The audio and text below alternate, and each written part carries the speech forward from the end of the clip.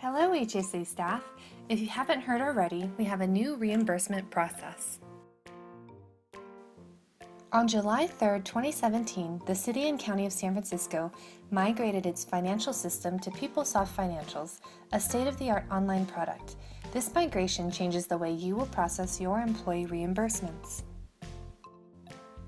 With the new system, employee reimbursement requests must be entered online, in the same module where we currently enter our time and attendance for payroll.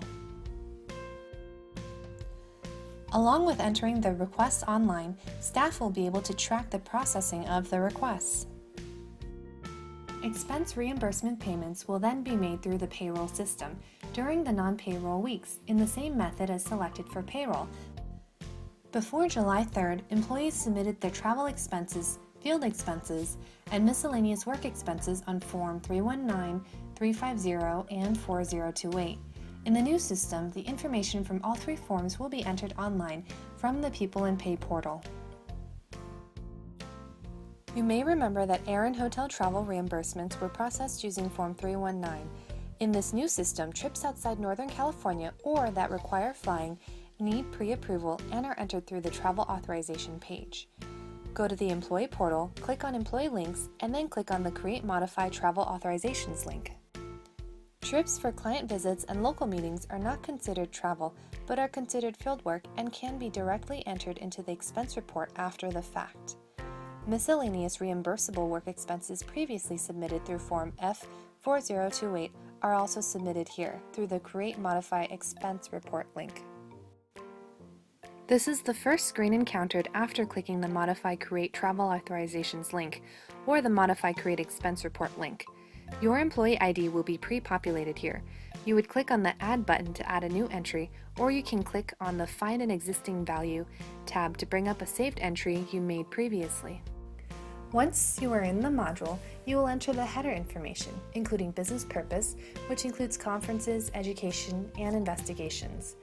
The report description is where you would give your expense report a title, such as June 2017 Travel Reimbursement. You can leave the reference code area blank for now. Next, you'll list the expenses. You'll provide the date, the expense type, and a description of the expense. Expense types range from airfare, auto expenses, meals, to registration fees. You also have the option to select Other if your expense type is not listed. To include your backup documentations, click on the small paperclip icon and then add the attachments that go with the expense. As you complete each line, click on the Save for Later icon to get a report number. In this example, the report ID ends with 119 and the status is pending.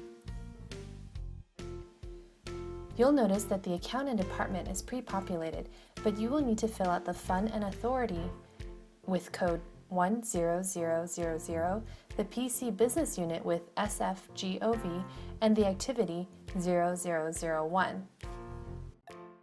For the project code, you would enter the appropriate code for your department, which are listed as follows. For admin staff, 1700, for DOS, 1701, FCS, 1703, and for all other programs, 1705. Once you're done entering the travel authorization, you can click on the Summary and Submit button, which would ask you to certify that the information you provided is accurate and complies with the agency's expense policies. Click on the Summary and Submit link. If there is a red flag, there is an error in your report. To see the error, click on the red flag. In this example, you'll see the accounting details are not filled out. Once you input the correct information, the red flag disappears and you can submit the report. When you enter expenses, you have two options. You can choose to enter a line for each instance of a type of expense, or you can choose to summarize the same expense types in a month into one line by using existing forms as backup. Here are two examples. In this first example, notice that there is a separate entry for each case. You can see that each case address is entered in the description on separate lines. In the second example, there is just one entry for several cases. For the summarized option, you would need to include support documentation. There are three kinds of approvals that take place when you submit a reimbursement. The first is from your direct supervisor, as indicated on the payroll approval page. The second is when fiscal staff reviews the claim for accurate calculation and backup documentation. And finally, the fiscal supervisor provides the final payment approval. Once submitted, you can watch the submission acquire approvals and then see the payment get scheduled for the next off-payroll week. To monitor approvals, start at the Employee Portal and click on the Work Links tab, and then the Financials link.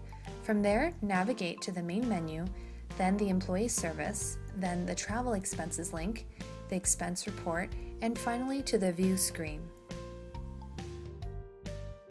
This brings you to the search screen where you enter your report ID, and then you can click on the specific report you want to track. Here you can see that the report has been submitted but has not obtained supervisor approval yet.